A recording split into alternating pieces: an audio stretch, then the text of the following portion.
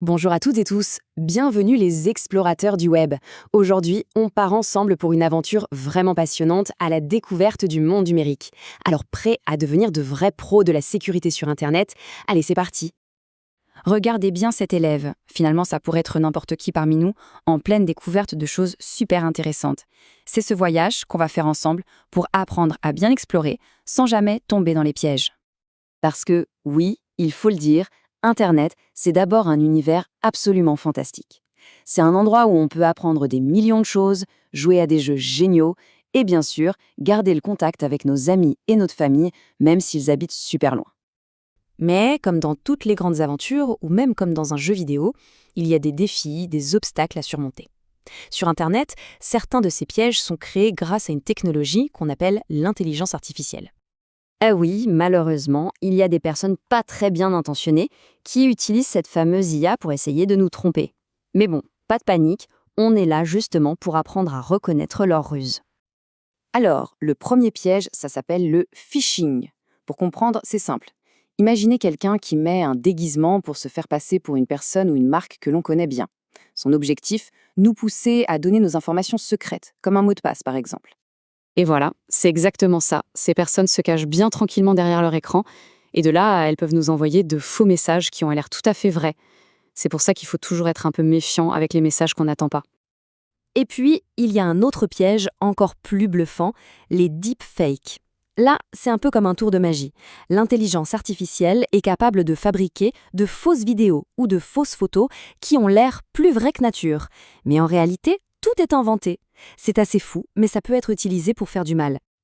Bon, face à tout ça, la question c'est comment on se défend? Eh bien c'est simple, on va ouvrir notre boîte à outils secrète. À l'intérieur, il y a tout ce qu'il faut pour devenir un super explorateur du net. Alors, petite question. À votre avis, quel est notre tout premier bouclier, la protection numéro 1, qui garde notre jardin secret en ligne? C'est quelque chose qu'on crée soi-même et qui doit rester ultra secret. Une petite idée? Mais oui, bien sûr, c'est le mot de passe. C'est la clé qui protège tous nos trésors. Nos comptes, nos messages, nos photos, c'est vraiment la base de tout. Alors, comment on fabrique un mot de passe qui soit une vraie forteresse? Suivez le guide, c'est super facile. D'abord, on pense à une phrase qu'on adore, par exemple « J'aime manger des frites le vendredi ». Ensuite, on prend juste la première lettre de chaque mot. J, M, D, F, L, V.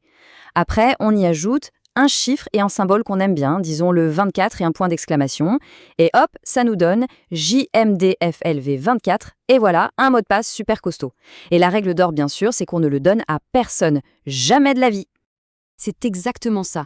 Un mot de passe bien construit, c'est ni plus ni moins qu'une serrure magique. Un cadenas presque impossible à casser, qui garde toutes nos affaires numériques bien en sécurité.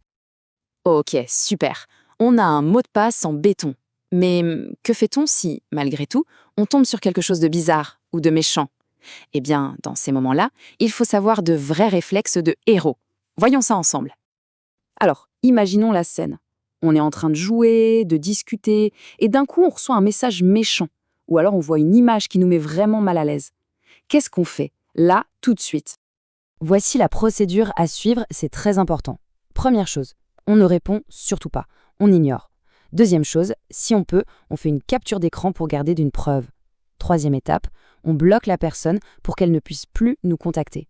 Et enfin, le réflexe le plus important, on va tout de suite en parler à un adulte de confiance. Ça peut être les parents ou un professeur. Et si on veut vraiment agir en héros du web, il y a encore une chose à faire, on peut signaler le problème sur une plateforme qui s'appelle eBlag. En faisant ça, non seulement on se protège soi-même, mais on protège aussi tous les autres. C'est un geste super utile. Et tout ça, ça nous amène à une idée essentielle. La sécurité sur Internet, en fait, c'est un travail d'équipe. Chaque personne a un rôle super important à jouer pour qu'Internet reste un endroit génial pour tout le monde. C'est un peu comme ce qu'on voit ici. Quand on apprend toutes ces règles et qu'on en discute avec les copains, avec nos frères et sœurs, on tisse une sorte de grand filet de sécurité. On devient tous, ensemble, les gardiens d'un Internet plus sympa. D'ailleurs, il existe même une journée mondiale dédiée à ça, le Safer Internet Day.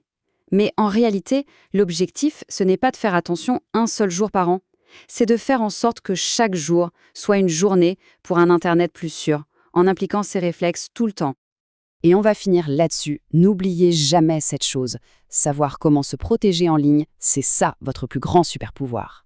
Alors, continuez d'explorer ce monde incroyable qu'est Internet, mais faites-le en étant des explorateurs intelligents, prudents et solidaires.